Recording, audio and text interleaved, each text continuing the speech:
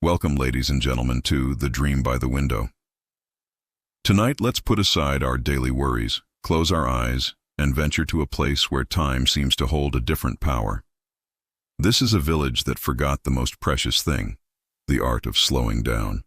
This tale will take us to Lumini, a place where everything shines but lacks the light of inner peace.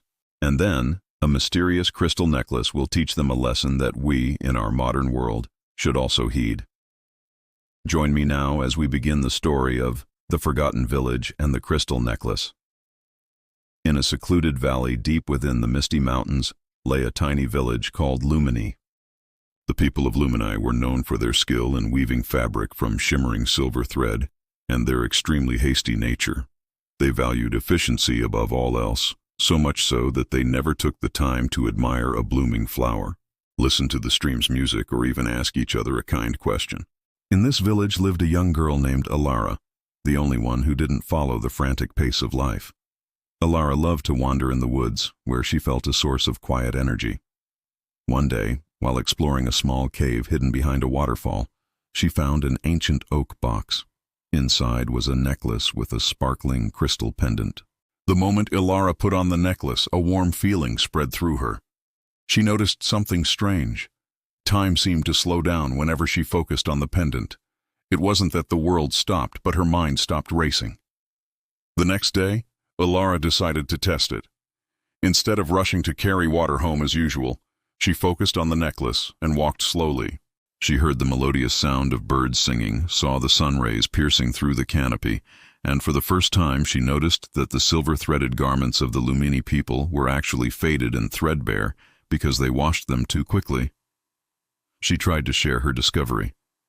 "Everyone, please slow down a little. We are missing beautiful things." But all she received were annoyed headshakes.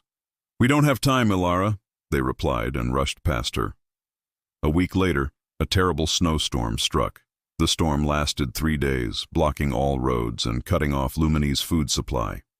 Immediately, the villagers' haste turned into disaster. They scrambled for food and supplies with no coordination and no one thinking of a long-term plan. Chaos erupted. During this time, Alara, thanks to the necklace, maintained her composure. She slowly observed the situation, realizing that the main food storage was blocked by hastily and loosely woven sacks that had collapsed. She calmly approached the oldest members of the village, those who had been overlooked because they couldn't work as quickly as the others. "Grandparents," Alara said quietly, "I need your wisdom. Please help me figure out where we can safely store supplies and how to distribute food orderly." Alara's calmness and respect touched the hearts of the elders. They remembered how their ancestors had managed the village with care and foresight. With Alara's guidance, the elders developed a sensible food distribution plan, slowly and systematically. The people of Lumini witnessed Alara and the elders solving the disaster with a composure that was far more effective than their haste. When the storm cleared, they no longer rushed off to work. They gathered together, slowly listening to Alara tell the story of the necklace and the lesson of cherishing time. From then on, the village of Lumini still wove fabric from silver thread, but they wove slower, stronger. They took time to savor their meals, chat with one another, and watch the sunset over the valley. The village was still efficient, but now it was also happy. And that is the tale of Alara and the crystal necklace.